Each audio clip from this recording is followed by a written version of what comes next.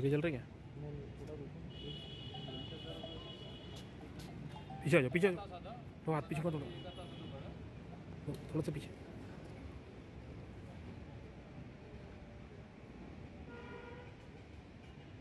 फिर्यादी party lock करून बाहेर कार्यक्रमासाठी गेले होते 1 तारखेला रात्री आले ते 23 वाजता दरम्यान। त्याच्यानंतर आल्यानंतर त्यांना काही सामान दिसलं नाही, आजूबाजूला सर्व चेक केले ते।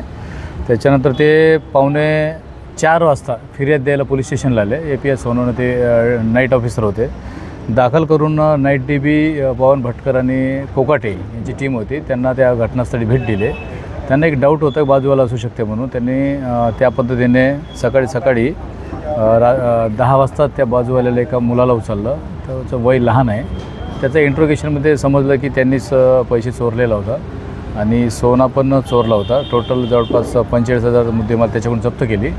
त्याला चोरीचं कारण विचारलं तर त्यांनी सांगितली शेजारीचं आहे, या घरात कोणी नव्हते म्हणून मागच्या दाराचा खिडकीतून हात टाकून चम्मचने आतमधला कडी कोंडा काढला। नंतर घरात जाऊन अलमारीतून ते काढलेलं आहे। त्याला एक आयफोन जुना आहे, त्याला नवीन एक आयफोन परत घ्यायचा आहे, त्या उद्देशाने त्याच्यासाठीच त्यांनी चोरी केली असल्याची कबुली दिली। नाही बरोबर आहे, गुन्हा दाखल होताच स्पॉट व्हिजिट दिलेले आहे त्यांनी। 1 तासात तर क्लिअर झालं, पण तो 6 तासाच्या आतमध्ये मुद्देमाल पण रिकव्हरी केलेले आहे आणि जो विधी संघर्षित बालक असल्यामुळे त्याला पालकांच्या ताब्यात दिलेलं आहे। त्याच्याविरुद्ध चार्जशीट पाठवण्याची नोटीस देऊन त्याला सोडण्यात आलेले आहे।